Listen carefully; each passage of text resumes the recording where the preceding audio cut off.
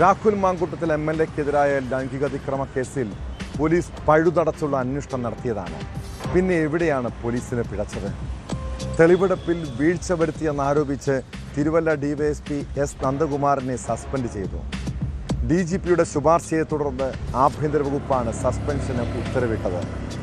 Thiruvalla police station പരിധിയിലുള്ള ഹോട്ടലിൽ Rahul മാങ്കൂട്ടത്തിനെ തെളിവെടുപ്പിനായി എത്തിച്ചപ്പോൾ DYSP സ്ഥലത്തുണ്ടായിരുന്നില്ല. എന്നാൽ തെളിവെടുപ്പിന് എത്തിക്കുന്നത് സംബന്ധിച്ച കൃത്യമായ സമയം അറിയില്ലായിരുന്നുവെന്നാണ് ജില്ലാ പോലീസ് മേധാവി നൽകിയ മെമ്മോയ്ക്ക് നന്ദകുമാർ നൽകിയ വിശദീകരണം.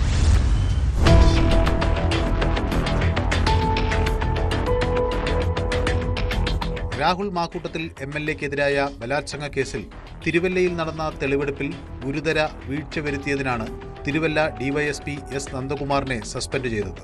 DGPയുടെ ശുപാർശയെ തുടർന്നാണ് ആഭ്യന്തര വകുപ്പിന്റെ നടപടി.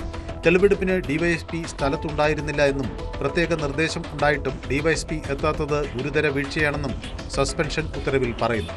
നന്ദകുമാറിനെതിരെ വകുപ്പുതല അന്വേഷണം നടത്തണമെന്നും ഉത്തരവിലുണ്ട്. കേസിൽ അന്വേഷണ ഉദ്യോഗസ്ഥനായി നിയമിക്കുന്നതിന് യോഗ്യരായ ഉദ്യോഗസ്ഥരുടെ ഒരു പാനൽ സമർപ്പിക്കാൻ സംസ്ഥാന പോലീസ് മേധാവിക്ക് നിർദ്ദേശം നൽകിയിട്ടുണ്ട്.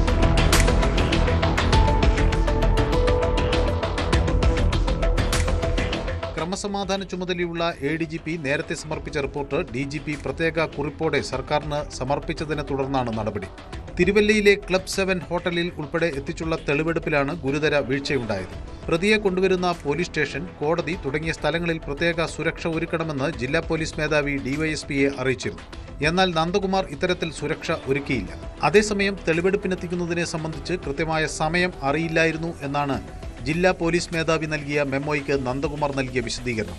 ഇതിനിടെ രണ്ടാം ലൈംഗിക പീഡന കേസിൽ ജാമ്യം റദ്ദാക്കണമെന്ന അന്വേഷണ സംഘത്തിന്റെ ഹർജിയിൽ മറുപടി നൽകാൻ രാഹുൽ മാക്കൂട്ടത്തിൽ വീണ്ടും സമയം ആവശ്യപ്പെട്ടു.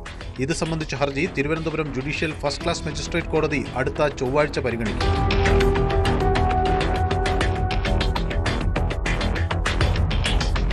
News desk news 18. കൂടുതൽ വാർത്തകൾക്ക് news 18 Keralam YouTube channel subscribe ചെയ്യുക.